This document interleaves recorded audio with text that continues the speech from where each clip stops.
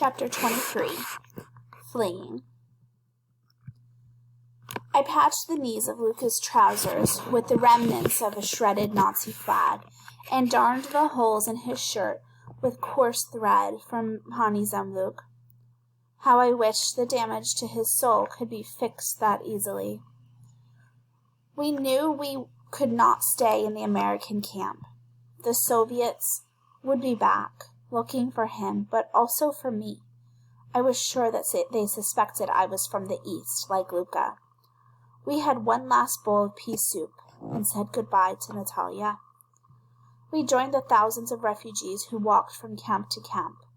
There was safety in the crowds. If we weren't registered in a specific camp, how would the Soviets find us?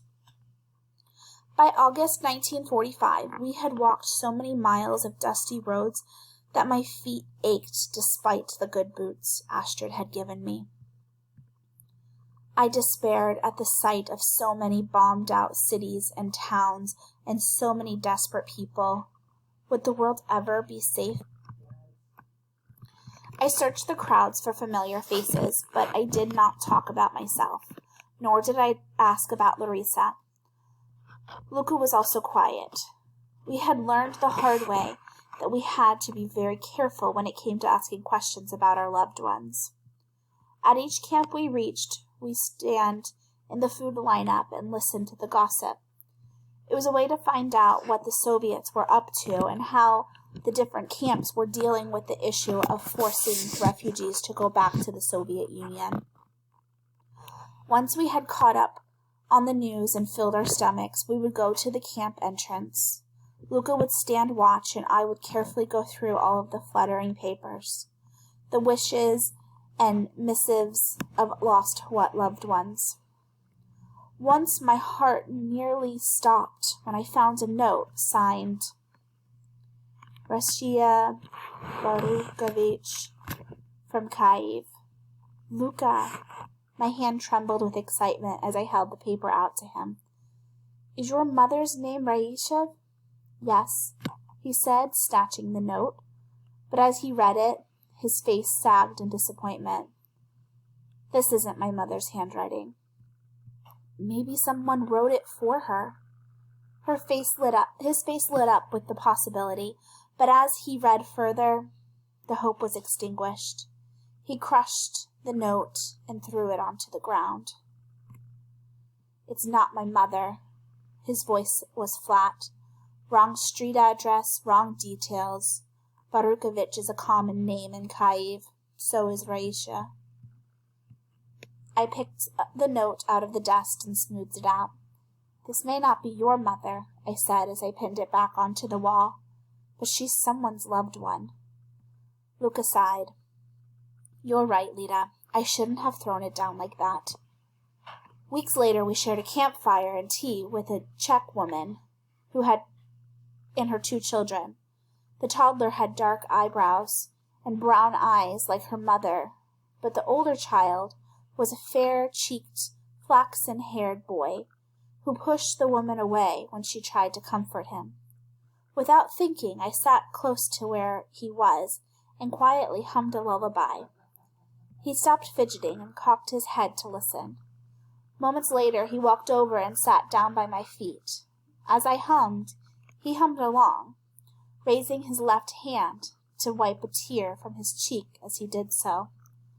I noticed a black mark on the inner part of his wrist. You've got a bug there, I said. Let me brush it off. The boy looked up at me, startled, then hid his wrist. It's not a bug, said the mother. It's a tattoo. I had seen the Auschwitz tattoos, but this was something different. And on a child? I looked up at the mother and saw that her bottom lip trembled. I found him abandoned on the side of a road, she said. He was babbling in German, but no one knew where he came from. What does the tattoo mean? I didn't know at first, said the woman, but a nurse at one of the camps told me that she had seen others with the same mark. They're children who were stolen from their families and adopted by German families. The tattoo is so that they can't entirely blend in. Once the war ended, the families didn't want the children. The nurse said she'd turn a blind eye if I wanted to rescue him. There's no chance of finding his real family after all. The mother's words felt like ice piercing my heart. Could this be why Larissa had been with the Nazi family? The possibility sickened me. Would she still be with them now? Or had she been discarded?